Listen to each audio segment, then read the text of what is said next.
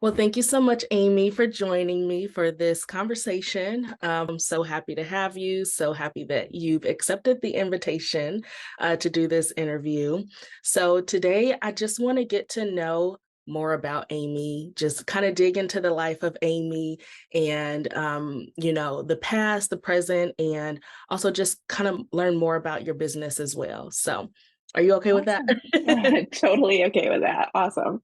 Awesome. So if you don't mind just share with us a little more about like who Amy is. Sure.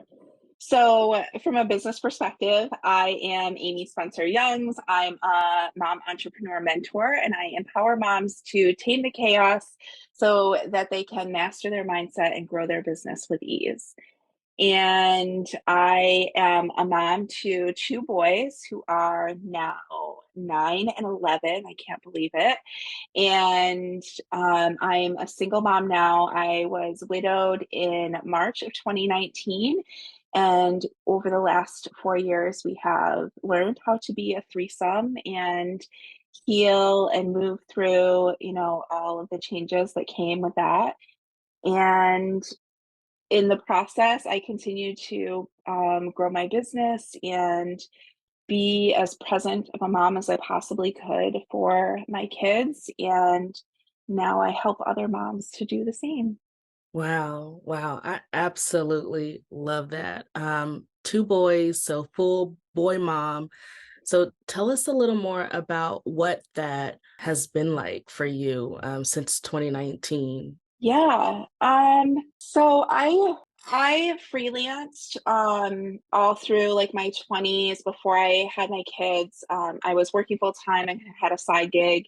And when I had my oldest, we decided that I would stay home with him. And so I started freelancing more, which meant learning how to actually run a business with kids versus just kind of doing it when I felt like it, when it was fun. That was a steep learning curve. I had my second son 23 months after the first. So it was like very, chaotic trying to grow a business. And I learned a lot during that period, but nothing could prepare me for having to run a business without a partner, right? Like having to do it all on my own. To be honest, initially, I heard very soon after we lost my husband that I shouldn't make any major decisions in the first year, right? Because I was dealing with a lot of emotional stuff. And, but my instinct was like, I need to get a job. I need to figure out how to like support my family. And thankfully, we were living with my parents. And I was able to kind of have some flexibility to heal without a lot of like financial pressure. I'm forever grateful for that. I would say it was probably 2 or 3 months after my husband passed where I was like, I've got to make a decision. Like, I have to figure out what am I going to do to make some money here. And part of me was like, I really feel like I need to do the responsible thing. I need to get the job and like do the thing.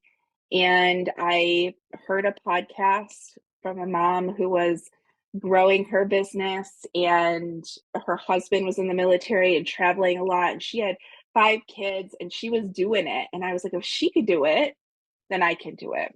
And so I decided like I'm gonna hire a coach who gets what it's like to be a single mom growing a business, and I'm gonna figure this out. And that's what I did.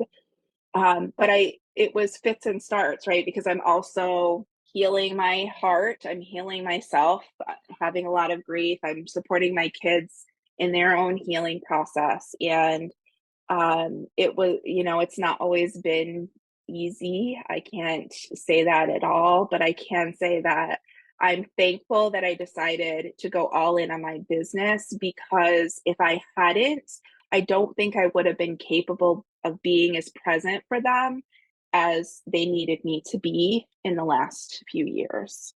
Wow, yeah. And first, so sorry that that has happened. Also, like that has got to be like a tremendous amount of grief that not only you're dealing with, but the children as well. And Yeah. it's 4 years ago, but it still is like so close still.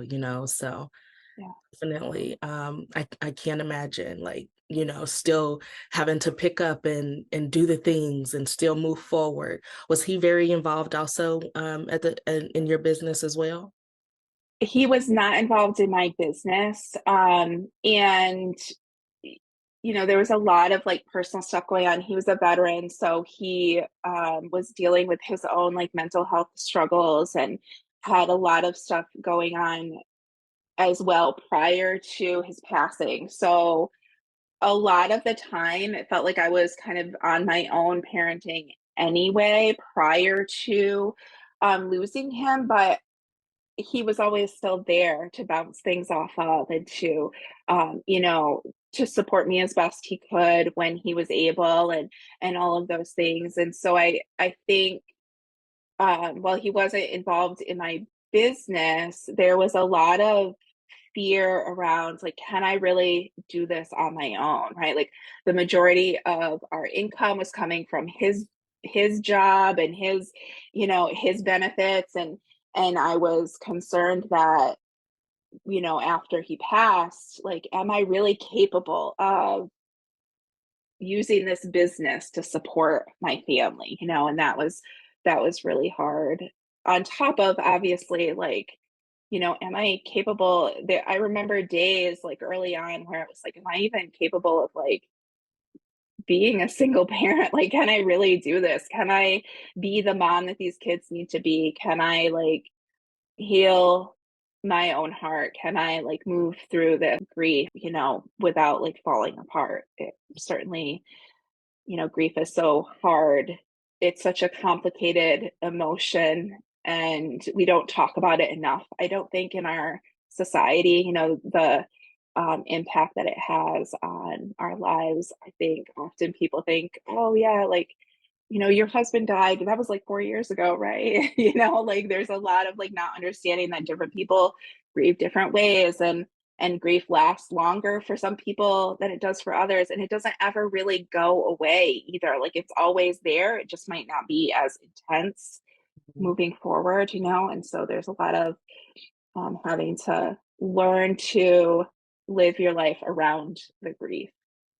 Yeah, and I'm sure it's like a day by day type of Yeah. situation as well, something that is just one step at a time, and the strength that you must have and the tenacity and perseverance that you move through every day is definitely commendable to go through something like that and still just pick up, have your kids and move forward with like the things that you want to do, because I feel like a lot of times we can just kind of let the things that we love kind of dissipate and go on the back end when hard situations and life starts to really hit us.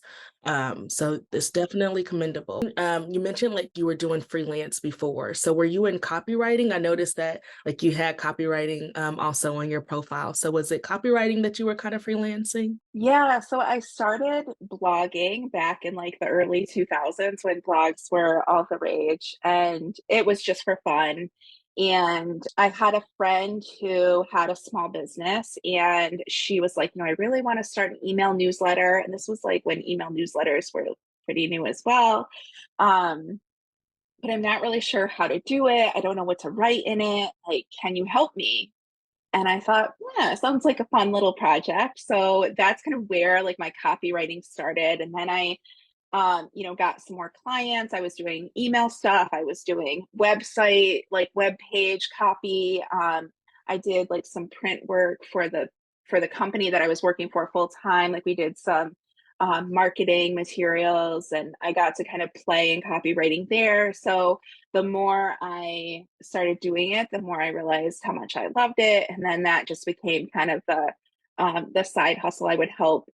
It ended up mostly being women with businesses, and the majority of them were moms. So it was like I helped them to write their blogs, I helped them to write their newsletters, I helped them to write their websites, and yeah, and that's kind of where like that started. And then I was also writing articles for magazines, and I did a couple of personal essays. So it was a little bit of everything, but the copywriting kind of stuck with me as I grew into my business.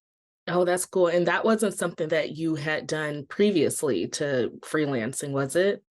Completely different. No. Yeah. No. So I graduated from college with a degree in biology and psychology. I'd planned to go to medical school, but decided my senior year that I did not want to do that.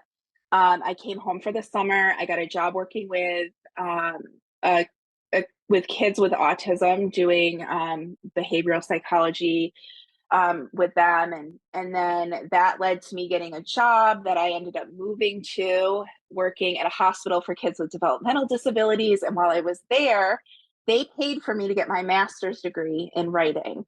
So I knew I loved to write, but I wasn't really sure like what I wanted to do as far as that was concerned. So I got my master's degree in creative writing.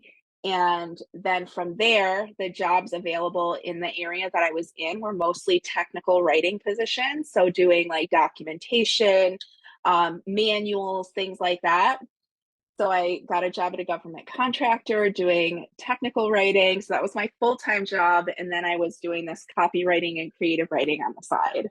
Wow. I mean, I love how it kind of like starts completely on a complete end of the spectrum and kind of morphs you down into the writing. So Yeah. that's Yeah. amazing. Yeah. I mean, I always loved writing. And this is one thing that I love about coaching is that I can help people to really figure out what it is that they love to do, right? Because I always loved writing, but I don't know about you, but when I was growing up, the jobs that people kind of encouraged you to do were things like being a lawyer, being a doctor, and the creative stuff was the thing that you did for fun. It wasn't the thing you did to get paid. And so I loved it, but I never really thought I could make a living at it. And then, as I got into kind of more of the psychology and like kind of education, I thought, I know I'm headed in this direction, but I really want to see what I can do with that writing. And at that point, I had started doing a little bit of freelancing anyway to kind of scratch that itch for that creative stuff.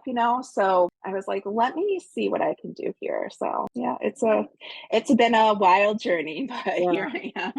No, and I love that because they don't, like you said, they don't teach those things in school. It's like always the lawyer, doctor, things like that. And then for those of us, like I'm not one to be in the healthcare, industry at all. I can't take it. So it's like I think that they should impose that a lot more in schools for kids to find that creative outlet for them to tap more into that, and kind Yeah. of see where it goes and see like, what is their individual purpose, what is their individual likes and desires and things like that, so that they can follow that. Because then, a lot of times also is when people do try to move into that artistic direction, it's kind of frowned upon to go in that way, because it's like, oh, they must be a struggling artist, or something like Mhm. that. And because it is like you can't make money off of things like that, but you absolutely can. It's definitely out there. Yeah, and I would say in the last like decade, especially since like, TikTok and Reels and like the YouTube, like all of these things where creatives are really making a living doing Yeah. the thing that they love, and getting it out into the world in a way that 20, 30 years ago, you had to like have a studio where you sold your paintings, or you had to like, you know, get in with a particular crowd in order to like be able to make a living. And now, or you had to be like, Stephen King, like a best-selling author in order to make a living writing books. And now like you can write a book and make thousands of dollars in a few months on Amazon if you know what you're doing, right? You can create art and sell it on TikTok lives and make thousands of dollars in a day, right? There is so much that you can do now that just wasn't even possible 10, 20, 30 years ago. So I do think it's starting to shift that we're seeing more entrepreneurship, we're seeing more like creative entrepreneurs, we're seeing people create careers out of things that just like didn't exist, Yeah. a couple of decades ago. Yeah, absolutely. It's definitely it's something that I've been able to tap into also just within the last, I'd say I started my business back in 2016, and it was just off a mere like I had my second son, quit my legal job, and was like, okay, I need to figure out a way to make money. Right. And, just going into that creative direction and also just kind of honing in on the skills that I did have and then making a living off of that. So, Yeah. yeah, it's definitely it's not the easiest, I would say, but I think it is worth it to kind of pursue just your own set of goals and the things that you want to do. There's nothing wrong with working at a corporate job if that's what you want, but Yeah. there's also just that outlet to kind of go on your own path as well. So, Yeah, absolutely. so going from freelance to creative writing, helping moms and other business owners with their kind of to-dos and things, how do you morph into also kind of being that mentor for moms and life coach as well? Well, honestly, so when I was still working my full-time job before I had my kids, I was writing, I was kind of growing my freelance business. I had like kind of this long-term goal of quitting my full-time job and freelancing full-time, but it wasn't something that I was like super pursuing. But I hired my first like accountability coach at that time. And she really helped me to figure out like what were my goals and what action was I going to take to get there. Because I think the tendency is for us to like, we set these big goals, we make the New Year's resolutions, we have the vision for like what we want our life to look like, but then we don't have a clear idea of how we can get from point A to point B. And that's where we get stuck. That's when, in February we drop the New Year's resolution, or, 6 months down the road, we're like, oh, what was that goal I set in January? Yeah. So, so I think that that really helped me to see that having support like that can be really valuable. And then when I quit my job and was staying home with my kids, I was trying to grow my freelance business, and I saw how like people were hiring coaches to help them, hiring business coaches and all of that. And I was following a bunch of different types of coaches online, but the majority of them were doing things in a way that felt really hard as a mom raising two babies at the time, right? So they were single, or at least they were kidless, and they were creating content constantly. They were putting out new free offers all the time. They were booking sales calls like, 6 hours a day. Like I tried, don't get me wrong. I thought if I'm going to do it, this is how I have to do it. I tried, but that wasn't working for me. And I thought if it's not working for me, it's not working for other moms. And so I just started to figure out what would work for me. And I started to kind of create some strategies, figure out, time management and energy management, figure out the mindset stuff that was holding me back. And then I just started seeing if there were other moms who wanted help with those things, and that's kind of how it morphed into the current kind of coaching model that I have now. Wow, that is amazing. So, what kind of challenges did you go through when you were like outside of trying to figure out like how to push out content and not having the time to really invest in your business as others? Because I get in my head a lot about that also. I have two boys and we're always running around doing something. And it's like I'll see, and comparison is the thief of joy, right? So, Mhm. it's like you'll see the other moms or other women that are running their business that feel like, I'll put that in quotations, that they're further along in their journey. And it's also like I have to realize I'm okay with where I am. Like my Mhm. business is good with where it is also, but it's like I could be a lot further ahead, It's Yeah. thinking those things. So has that ever been into your mindset as well? And if so, like how do you get beyond that? Yeah, I mean, I think that's just so common. Like any woman that I've worked with has had moments of that like comparisonitis, right? Like, oh, well, that person has been doing this for less time than I have, and they're like making 10K months, or, whatever. Like, there's all this marketing, and like we're seeing so much more of it. And I think the thing to remember with that is like you can't compare your situation to someone else's situation for a couple of different reasons. First of all, your journey is not their journey. So you don't know what they had before they started their business. You don't know what they knew, what education, what experience. Like you don't know any of that. You don't know what their current situation is, how much support they have, what size team they have, like all of those things. And you don't actually know if what they're showing you is the whole truth of what's happening, right? So keeping those things in mind is really important. And then as far as like, what did I do to kind of make sure that I was able to have the time that I needed to put into my business? First of all, I figured out, what does success look like for me in this season of my life? Because initially, when I had two kids under 3, success looked a lot different than it looks now when my kids are 9 and 11 and in school and can mostly entertain themselves when I need to get on a call or whatever, right? Very different situation. So, what does success look like in this season of my life? What are my priorities? So, is it important to me that I can schedule things around my kids' day? Is it important to me that I have time with my partner at the end of the day? Is it important to me that we can travel, right? Like, what are the priorities? Because then, once you know what does success look like and what are my priorities, then you can know, where do I want to spend my time? Right. And obviously, if you only have 2 hours a day when your kids are napping to get stuff done, then you have to know, what are the important things that I need to do in that 2 hours of time. Can I push the laundry off for a day so that I can get that project done?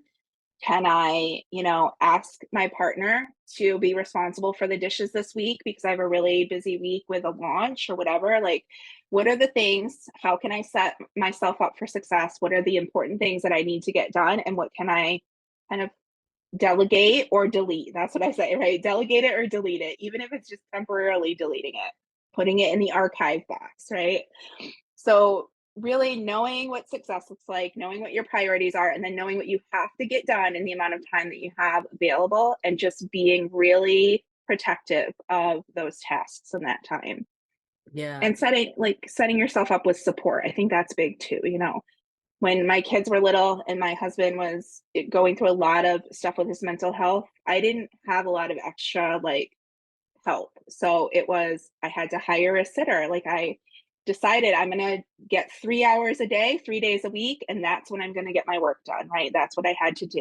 When my kids were older and they were in school, but maybe they're sick, like, I have to say, okay, well, what support do I have? Can I trust that my clients are going to be okay with me rescheduling things when my kids are home? Knowing that, I think one of the mindset things that a lot of mom entrepreneurs come up against as well is like, I can't be consistent because my kids are not consistent. And if I can't be consistent, then I might as well not do this. I might as well not try it, right? Well, that's not really true, because consistency is going to look different for you when you have a 2-year-old versus a 12-year-old, right? But that doesn't mean that you can't be consistent in the way that's possible for you. So figuring all of those things out and allowing yourself to say, I'm going to do this my way. Success looks like this for me. And I'm going to be okay with that in this season. And then I'm going to keep moving forward. Yeah. I love that you mentioned the different seasons that you're in, because that's so true. It's like when your kids are a lot smaller, they require a lot more attention than when you have, like, for me, I have an 8-year-old and a 16-year-old, and my 8-year-old still he requires a lot of attention. Yes. But my 16-year-old, he's more like independent and can do things on his own, or even can entertain that 8-year-old for a little bit, while I'm able to get some things done. So, Yeah. and so like you mentioned, that is the season. And then I always think about, my son, he has just a year and a half left before he's off to college. And so that's going to be a different season for me there as well. And then I'm also a single mom, and but I do have the opportunity to have that the space when my 8-year-old goes over, and visits with his dad for that time. And so that's gonna be a different season, and it'll allow Yeah. me a lot more time, but just kinda not comparing, like you said, my journey, my next steps to someone else's. And so Yeah. that is such a valuable, like, just lesson just in itself, of just knowing where you are, and not really worrying about someone else's journey and what it looks like, because like you also mentioned, they are just showing you the highlight reel, on Instagram Mhm. and Facebook, and that's not always it's not always like what we see to be true, what we think is true on their Instagram. It may Hmm. not always, be the actual reality. So just Yeah. kind of following your own journey and moving from there. I love that. Yeah. Absolutely. Yeah, I think it's really good to remember because the truth is that, that mom who has the $1 million business, right? She probably has a team of people working behind the scenes for her. She probably has childcare or a partner who's like really supportive and maybe not, right? But these are things that she might have that are different from you. So you cannot compare apples to oranges. You can't compare that person's situation to yours. You have to trust that the season you're in, your priorities, your, focus is what matters. And that's going to shift and change as your children get older, as you have more support, as your business makes more income and you're able to hire more people, or you're able to like get the house cleaner or the childcare, right? Those things are going to shift and change. And you have to be okay with being in your own season. You have to kind of put the blinders on and say, I'm in my lane, I'm doing my work. This is my business. I'm going to do it my way.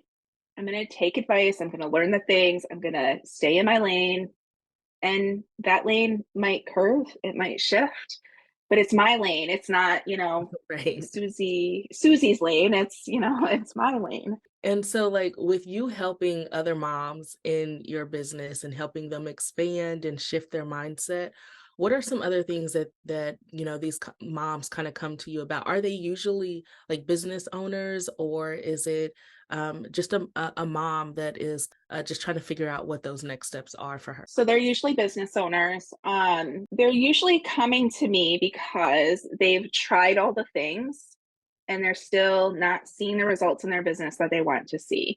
They've, hired the business coach, they've taken the strategy course, they've done the launches, you know, they they think they know who they're serving and what the problem is that they're solving, but ultimately they're just not getting where they want to be. And so typically we focus on a couple of things. We focus on their mindset because usually in that situation, they're feeling like they're not doing it right. They can't figure it out. There must be something wrong with them or wrong with their business. And so we have to help shift that into the possibilities and the solutions versus focusing on the problems.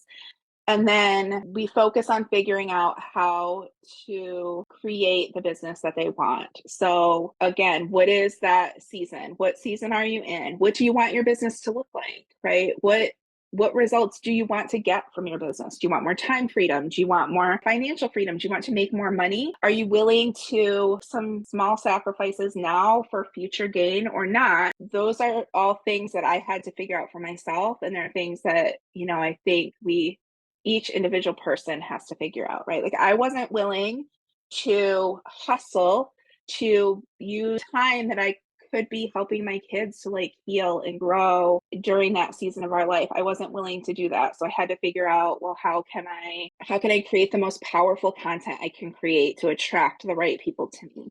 How can I get in front of the people that I know I want to work with?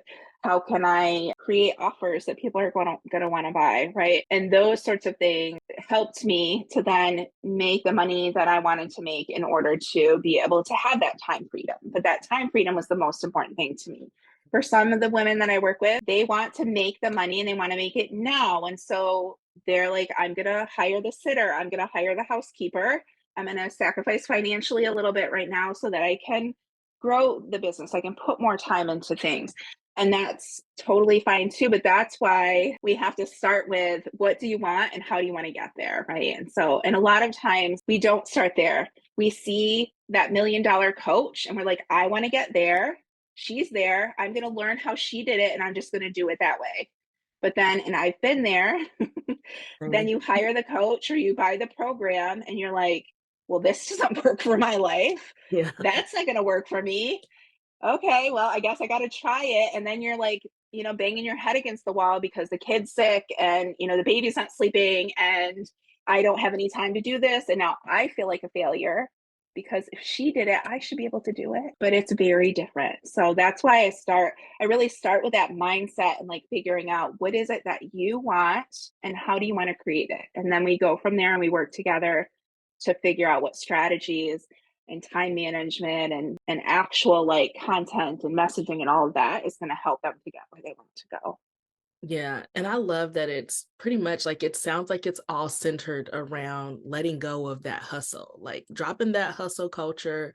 You don't have to hustle to make the money that you want to make, to have the freedom and the flexibility that you want to have, because everyone's lives are different. And Mhm. like I love that you said that about not having to hustle, like figuring out what it is that I want and how it's really going to serve me best without hustling. Yeah. And I feel like our, just culture in general is all about like that hustle. And if I'm not hustling, then I have to be doing something wrong. Yeah. Yeah. And I think, of course there's work. Of course you have to take the action, you have to do the things, right? But that doesn't mean that you have to be losing sleep, be missing out on, holidays with your kids or whatever because you're on the phone or you're scrolling your phone all the time or you're on the computer like every moment you get.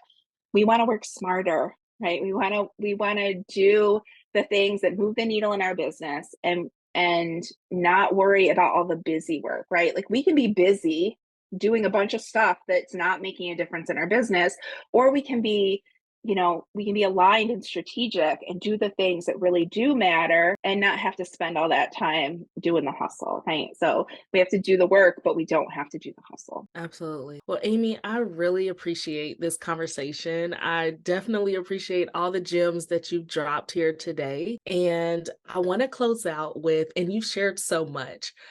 There were 5 things that you can inspire the next mompreneur to kind of just go for it. What were those 5 things be? Oh, wow. I mean, I would say spend some time really figuring out what you want. Not you, the mom, not you, the wife or the partner, not you, like the role, right? What is it like deep down that you want to do in your life? Because you're going to be the mom, you're going to be the partner, you're going to be the sister, you're going to be the daughter, you're going to be all of those things. But what is it that's really going to light you up, right? And then how can you do that thing every day?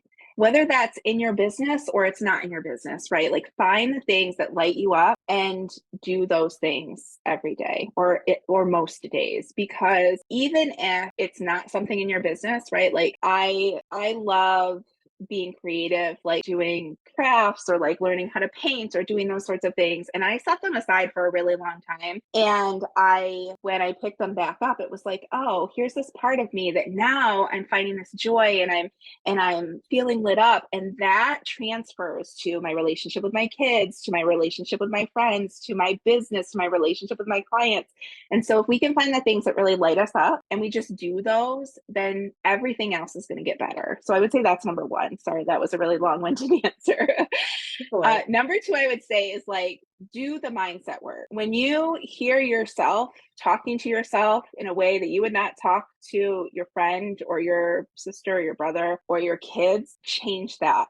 Do not let it continue, right? Do the mindset work. And there are lots of ways that you can do that, but just acknowledging that you have a voice in your head that is not serving you is like the first step. And figuring out what those things are that it's telling you that you don't want to believe anymore is like, it's key.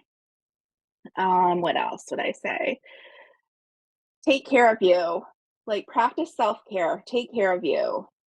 It's hard to give ourselves permission to do that thing that we know will help us to feel more energized or feel like the best version of ourselves when we have a million things on our to-do list. But make that thing the number one thing on your to-do list. Let's see. When it comes to your business, I would say don't don't compare. Like I think that's like one of the big messages of this chat is like your journey is your journey and don't forget that. It gets to look like it looks. Whether it's what you want it to look like all the time or not, it's your journey. You are learning the lessons that you need to learn to do the next thing that's coming down the line even when you don't know it. So just stay in your lane and keep strong. And then I think the last thing would be like, you are capable of way more than you think you are capable of. And don't ever forget that. Yes, I love it. So where can people find you to reach you and to connect more? Yeah, sure. So I'm on Instagram at Amy Young's Coaching. It's Amy with an I. I'm sure the links will be somewhere. And then you can find me on Facebook, Amy Spencer Youngs. And I have a community on Facebook for mom entrepreneurs called the Mom Entrepreneur Network. And you can find me on my podcast at Mom Life Business. You can find that on Apple or wherever you listen to podcasts. Awesome. Well, thank you so much. Like I said, you have definitely dropped a lot of gems here that were definitely helpful for me. So I am Awesome. sure there will be others that will definitely get a lot of value from this conversation today. And I am so thankful that we have finally found the time to connect and do Yes. this. It was definitely worth it. And I appreciate you taking the time to do this with me today. Yeah, thank you so much for having me, and I'm so grateful that you hung with me through all the illnesses and everything, and were patient with all the rescheduling. So I'm so grateful, and this has been just so much fun. Yes. Thank you so much. All right, guys, until Yeah. next time.